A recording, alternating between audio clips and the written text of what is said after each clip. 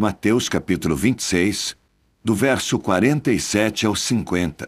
O texto vai dizer: Jesus ainda estava falando quando chegou Judas, um dos 12 discípulos.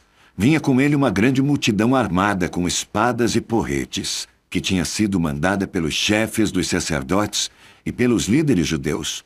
O traidor tinha combinado com eles um sinal. Ele tinha dito: prendam um homem que eu beijar, pois é ele. Judas foi até perto de Jesus e disse: eu te saúdo, mestre, e o beijou. Jesus respondeu: amigo, o que você vai fazer? Faça agora. Então eles chegaram, prenderam Jesus e o amarraram.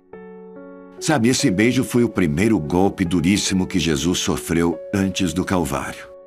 Entre os discípulos de Jesus havia um que se destacava, mas estava do lado do mal.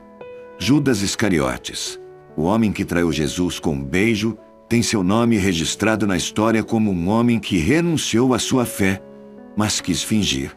Muitas pessoas não entendem o significado do beijo de Judas. Fique até o final para saber mais dessa incrível revelação da Bíblia. Qual é a verdadeira atitude de traição? Seria apenas o fato de mostrar aos soldados quem era Jesus? Se o motivo de Judas era simplesmente mostrar quem era Jesus, pois se os soldados lhe perguntassem, talvez um discípulo corajoso se colocasse no lugar de Jesus. Por que Judas não disse em voz alta: é esse aqui, podem prendê-lo? Ele poderia ter ajudado os soldados a amarrar Jesus ou algo assim. Mas por que beijar Jesus? Eu acredito firmemente que esta cena não é bem representada nos filmes. Vemos Judas chegar com os soldados. Eles entram junto no jardim do Getsêmani e após um beijo de traição, os soldados levam Jesus embora. Acredito que Judas traiu Jesus dessa maneira porque não queria que Jesus e seus discípulos soubessem que ele era um traidor. Depois que Judas beija Jesus, dizendo: eu te saúdo, mestre, os soldados detectam quem é Jesus. Eles invadem a cena e o prendem. Judas agora já faz planos com suas 30 moedas de prata. Judas queria trair Jesus e se dar bem com os discípulos. Queria trair às escondidas. Agora trazendo para mim e para você, e nós, e a igreja dos nossos dias. Nós, muitas vezes, não temos coragem de dizer para Jesus: estou te traindo, te entregando por algo. É bom lembrar que a palavra grega para adoração significa beijar os pés. Assim, podemos ver na atitude de Judas a aparência externa de alguém que finge ser um adorador, mas por dentro é alguém que está interessado apenas no que vai ganhar. Judas trocou o maior tesouro possível, que é a companhia de Jesus, a presença de Deus, a amizade de Cristo.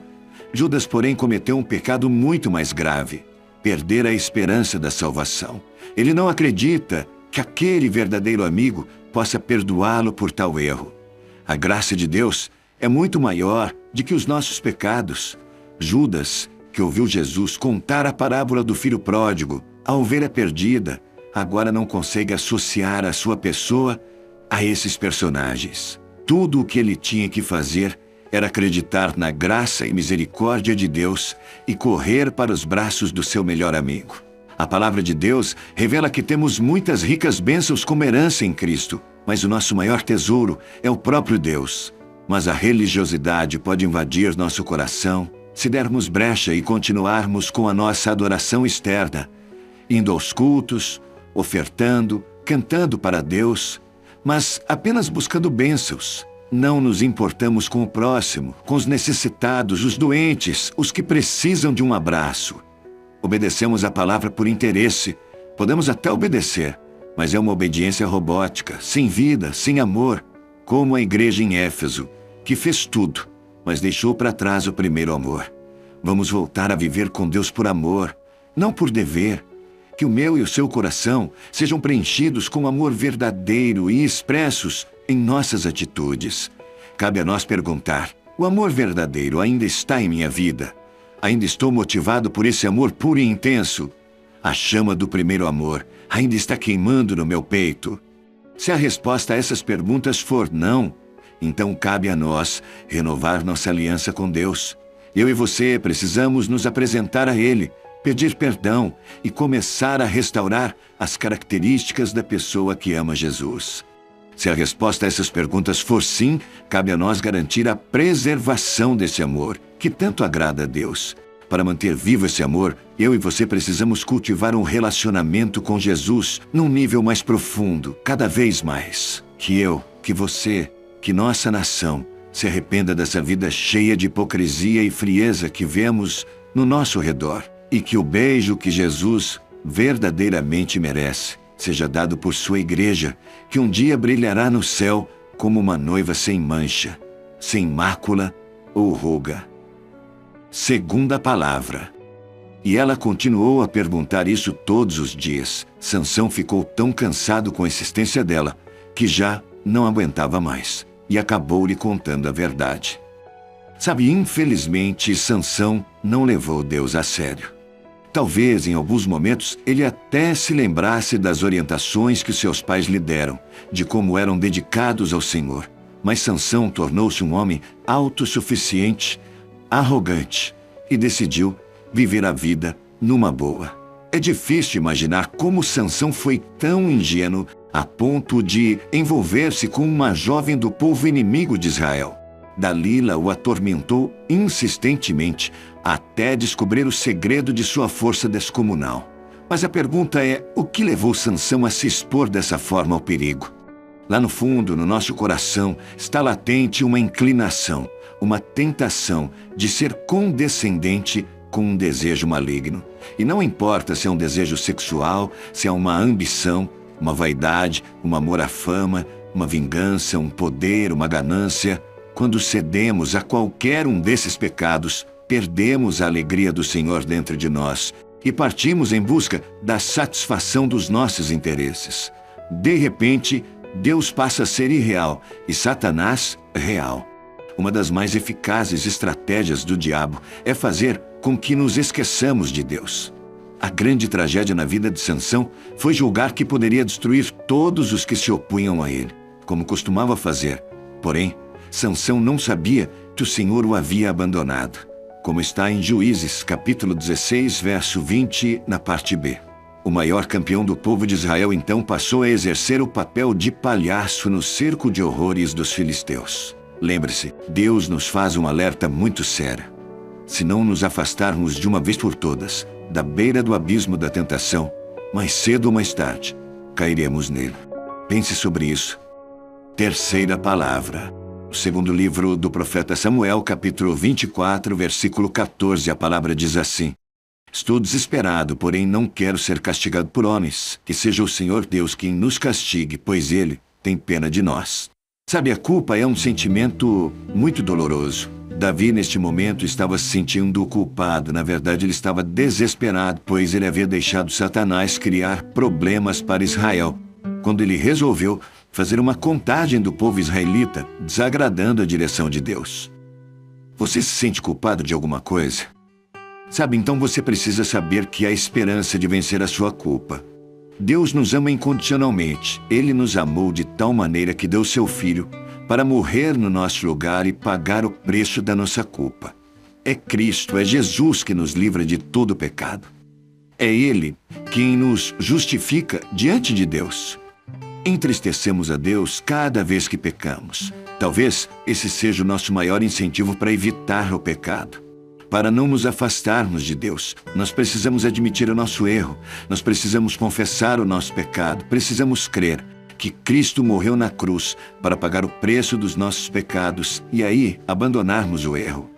A partir desse momento, esse pecado não existe mais para o Senhor. Nós recebemos o perdão e o alívio do peso da culpa. Deus é capaz de perdoar até o mais grave dos nossos pecados quando nós nos arrependemos e nos dispomos sinceramente a não praticá-los mais. O passado é apagado, a culpa não existe mais. Esta é uma das manifestações da graça de Deus, a sua misericórdia, como está lá no livro de Hebreus, capítulo 8, versículo 12. Como nós devemos reagir diante da misericórdia de Deus? Também esquecendo o pecado que nós confessamos e do qual nos arrependemos, sendo gratos e nos alegrando pela graça do Pai, que ainda nos oferece uma vida eterna ao seu lado. Agora lembre-se, quando você recebe o perdão de Deus, você precisa se sentir perdoado, você precisa se perdoar e precisa se livrar da culpa. Receber o perdão te traz todo esse alívio. E você precisa receber esse alívio, porque ele é a graça de Deus na sua vida. Quero fazer uma oração incluindo o seu nome, o nome da sua família e profetizando bênçãos sobre vocês. Quer receber esta oração? Então, por favor, escreva agora nos comentários o seu nome, nome dos seus familiares, e eu quero desafiar você a compartilhar a mensagem de hoje com pessoas importantes para você. Você pode fazer isso? Manda o link aí no WhatsApp, compartilha com essas pessoas. Vamos orar? Senhor Deus, Pai amado, muito obrigado por esse dia lindo que o Senhor fez. Muito obrigado, Pai, por esta palavra tão preciosa ao nosso coração. Somos tão gratos a Ti, Pai, pelo dom da vida, pela respiração e por todas as coisas. Te exaltamos, te bendizemos, te glorificamos, declaramos que não há outro Deus além de Ti, não há nada além de Ti, Pai. Muito obrigado, Pai, pela Tua palavra que nos traz a orientação.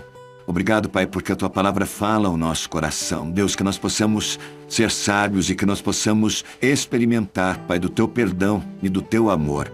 Pai, que nenhuma mentira satânica tire a nossa paz, Pai. E que nenhuma mentira, Pai, seja mesmo como um peso de culpa no nosso coração, mas que nós possamos entender que quando somos perdoados, nos arrependemos, somos perdoados pelo Senhor, ficamos também livres dessa culpa.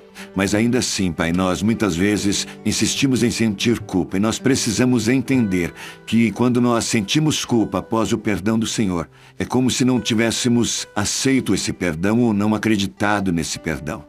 Por isso nos perdoe, Pai, porque muitas vezes é assim que nós fazemos. Mas nós queremos tomar a posse neste tempo do perdão do Senhor. Queremos nos alegrar, Pai, queremos ter paz e queremos viver de uma maneira leve para Te adorar, para Te bendizer e para buscar a Tua face.